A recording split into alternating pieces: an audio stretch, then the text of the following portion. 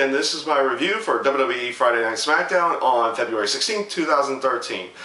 And the first thing I'm going to go off and start with is one area that I didn't touch on Raw, and that was Jack Swagger's new manager, Zeb Coulter. And basically his promo talking about how Jack Swagger's a real American and everybody else is kind of not seeing the light of what a real American is. Honestly, it's a very controversial subject that they are touching there. And honestly, I think this is a perfect thing for them to go with to try to put Jack Swagger over as a heel. In the senses of just, when he left, he was in this kind of down moment saying he needed some downtime and everything like that. That's almost an indication of him coming back as a face. But having someone be like his mouthpiece here to get him over as a heel is a perfect way for them to go. He's getting a lot more heat than he ever was before right off the get-go with how this guy's talking and the stances that they're going with through the building the character, rebuilding of Jack Swagger into the actually making him a better character in general. I've always felt that they needed to put a manager on him to begin with because he's always had that hard time talking on the microphone. So this is definitely a perfect way for them to go. And I think they're going in a proper direction here, even though it does seem like they're going in a,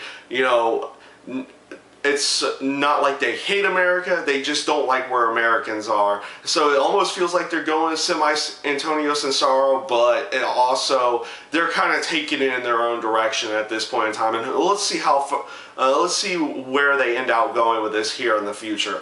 I've liked the initial promos with Zeb Coulter in there, talking over Jack Swagger. I like it. So far, we'll see where they go. I think this is a proper way of getting him as a proper heel character, is having this manager here for Jack Swagger.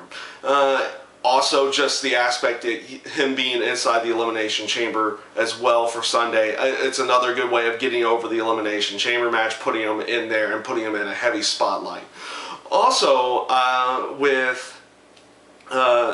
another area that I also didn't touch on Monday, Miz came out for his match with Cody Rhodes this week, of course bandaged up, by the absolute amazing spot that him and Antonio Cesaro did, with Antonio Cesaro swinging Miz back and forth, hitting him against the barricade.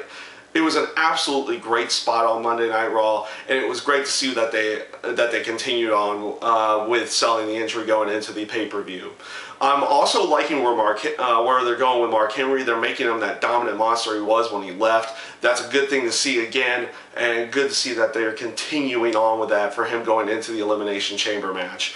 No Dolph Ziggler on Friday night this week. I think they're really just trying to keep him hidden, maybe if he's going to cash in on Sunday, they're trying to hide him, so it almost is a little bit more of a surprise. Let's see if they actually go that route going into Sunday's pay-per-view. The promo with Rock and CM Punk was far better this week than it was on Raw. I like the fact that Rock stayed to the point of CM Punk and the match on Sunday instead of telling a story about his earlier livelihood and then getting interrupted by CM Punk. Both of them stayed to the point. I liked it where they went. The match with Big Show and Jericho, first of all, the setup and promo beforehand, I felt was well delivered, with Jericho talking about their history and Show telling him to leave because he's just extremely, still in that extreme anger state. I like that they're keeping Big Show in this angered state to where he doesn't really want to hurt somebody, but he just wants Alberto Del Rio.